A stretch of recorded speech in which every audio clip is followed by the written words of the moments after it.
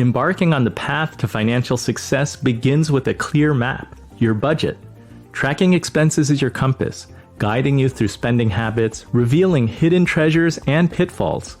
Tools like apps or spreadsheets become your allies. Setting financial goals is your destination, marked by short-term havens like an emergency fund or long-term dreams like retirement. Align these goals with your heart's values, and you'll walk a path filled with purpose.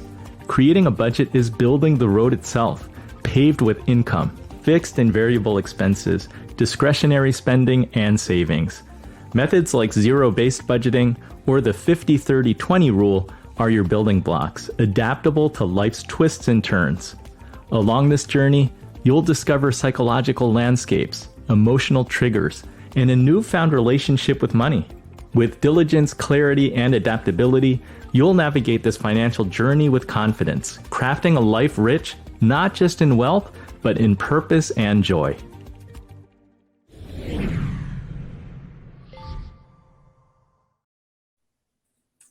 I love the image of that last guy. He looks so joyful. Lynnette, as a money coach or as the money coach, what tools or methods do you recommend for basic budgeting? Well, I think first we have to recognize and acknowledge that everybody hates the B word. That's what I was going to say. It's the B word.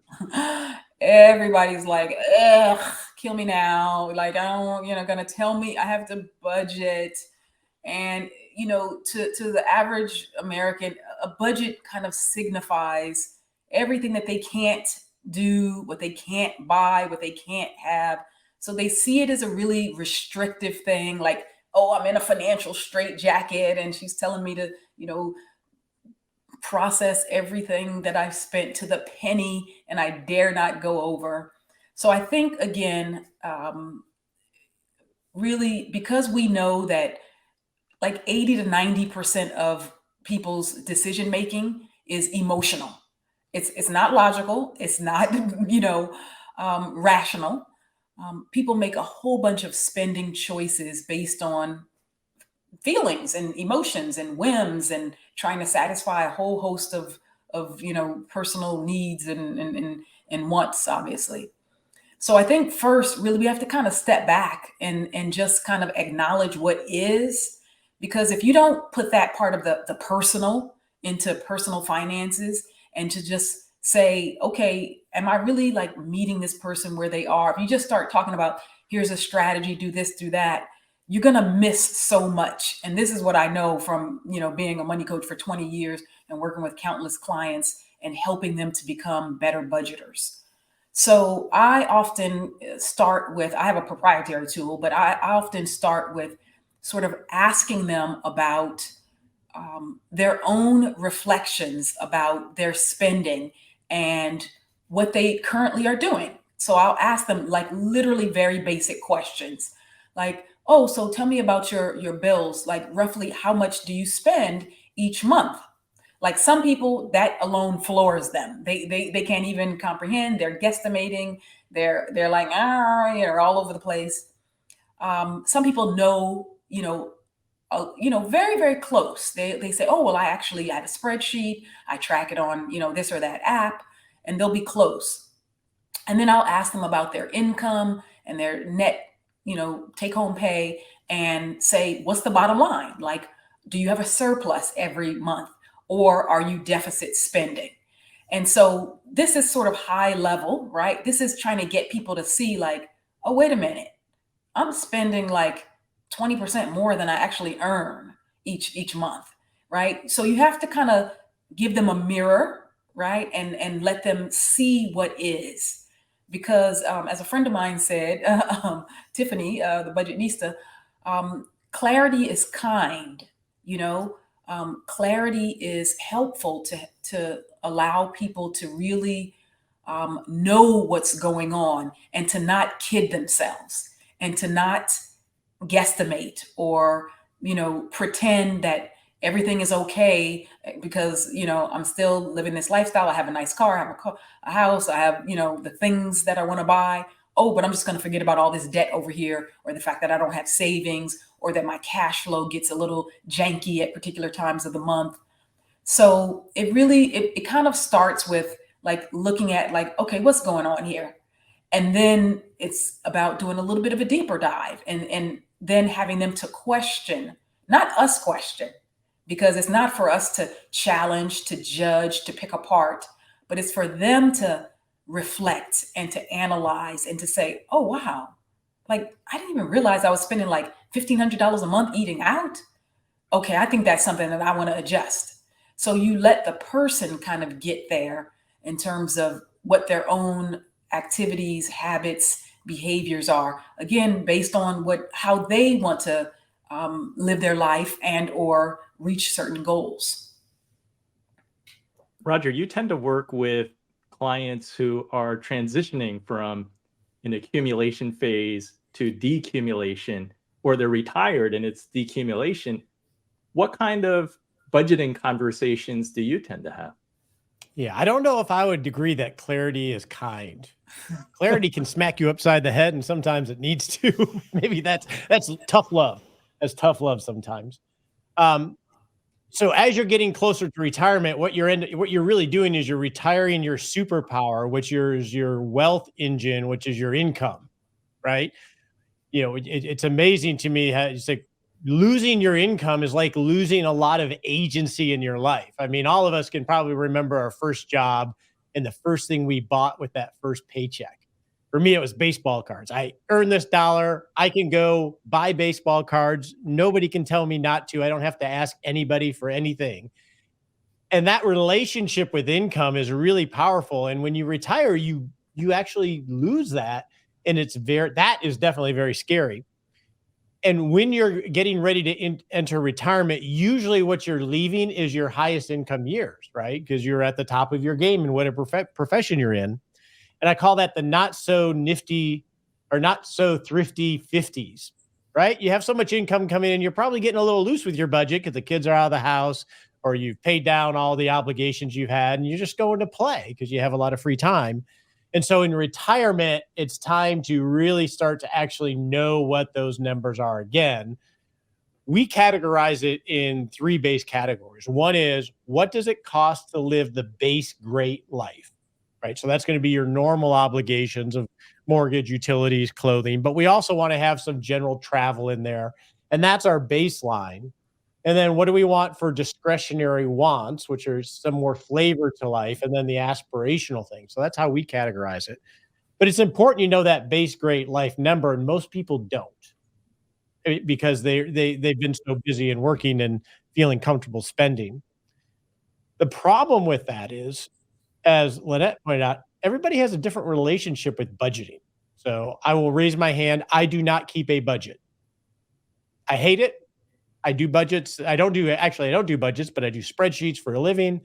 I hate budgeting personally. I think it can actually set up a really negative dynamic in that if you're categorizing too closely and managing it, say in Quicken or YNAB or something, what ends up happening, hey, why did you spend too much in groceries? Or why did you spend too much on this? Or why did we spend there? It can create some pain points. So what I do is I always try to remember what the intent of budgeting is. Like while you have an income, the intent is I bring in revenue, your income, and I have outgoing expenses, overhead.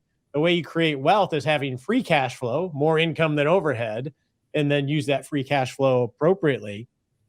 So what I came to in my world, because I am not someone who wants to budget personally, is I know the number that I will pay myself. And so I pay myself my own paycheck from my income. So I'll just use easy numbers here. Let's assume my income is $10,000 a month.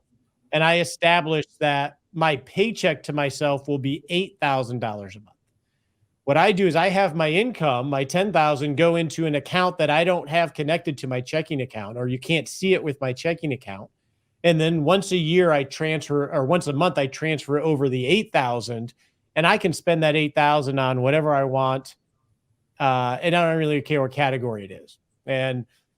But what I've done is I've captured 2,000 of free cash flow, but it creates these natural controls. And then what will end up happening towards the end of the month is I'll either have excess money because I didn't spend the 8,000, or I'll be a little light and I'll have to go dip in proactively. And if I'm dipping in proactively too often, then maybe I need to re-examine this. And that allows me to do the more detailed budgeting twice a year. So I can forensically see where there might be slippage. But whether you do that or whether you keep a detailed spreadsheet or use Quicken, that's dealer's choice, as long as you remember what the intent is that's that intentionality in spending, because it's so easy to just spend money because it's coming into your checking account and wake up and wonder where it all went. And so I think you got to find a style that matches what resonates with you.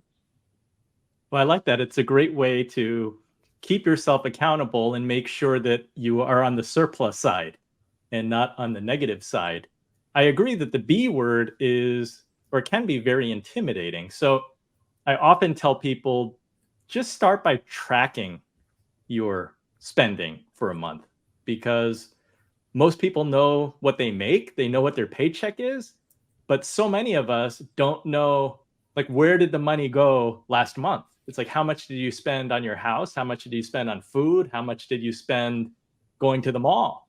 I think oftentimes you don't keep track of that stuff. So just keeping track for a month, and then you do that 2 months in a row, and you can't help but notice a trend, and one tends to make some improvements. And then Andy, that same concept applies. I was actually just journaling on this morning of intention. I have avoided the idea of set goals and track your goals, whether it's to lose weight or spend less. But it is true, what you track changes.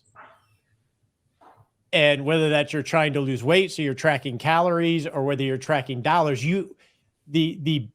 the kind and the really positive thing about that is that your intentionality. This is all about intentionality. And if you're tracking, like you said, Andy, what you spend, even if it's just for a month or two, you're going to become much more sensitive and attentive to where all those dollars are going.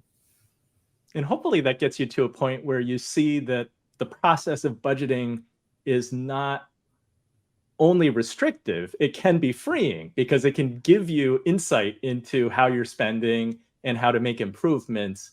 And hopefully then you are spending money to enjoy your life, but not overspending.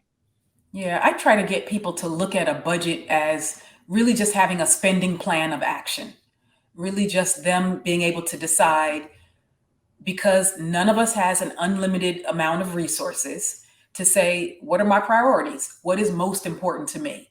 And so by definition, I'm going to emphasize or place more priority or more value on some things. So those will have a bigger share of my budget, or I'll factor in some money for that on a consistent basis. And by definition, again, because you don't have unlimited funds, you'll look at your budget and say, some of this stuff has to go by the wayside, or it has to at least be diminished, because otherwise I'm going to be deficit spending. But I agree with you, Andy, that at the bottom, the bottom line is that we need to give the message to folks that for those who budget, not Roger, but for others, for those who budget, that budgeting can be a tool or a process to help you to manage your cash flow, to see very clearly what, your spending patterns and your habits, to help you to avoid crunch periods, to help you to avoid debt, to, kind of just make better decisions that are in alignment with your stated goals and values. Because you could tell somebody, okay, let me take a look at your checkbook or your card statements, etc. Let me see your list of things. If you have, tools like I use Simplify, I use Rocket Money to just keep track of things and to watch, recurring payments and all of that. And then you can say, oh, wait a minute, I don't even want to spend money on this. Why? I didn't even realize, I forgot I have this, recurring subscription or this thing that I'm paying for that I'm not even using. So, it's about really being able to take a look at what is, and then you make the decision, you make the call to say, okay, I see where this is trending. I'm spending $100 a month on this. If so, it'll be $1,200 in a year, $6,000 in 5 years. Is that really how I want to spend this money? Yeah. And I'm sure all of us have seen this, right, Lynnette, especially in couples. Yes. Where usually there's one person who's the financial manager and the budgeter. But both people spend. And it's very important from a spirit standpoint that a budget is used as a flashlight, right? To identify and put light to what's going on so you can make better decisions.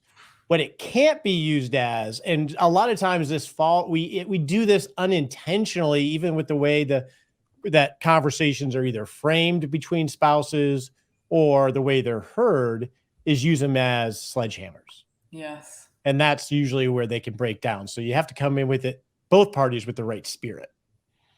I like that flashlight analogy. And Lynnette mentioned the D word. So let's move to segment 4. The D word is debt.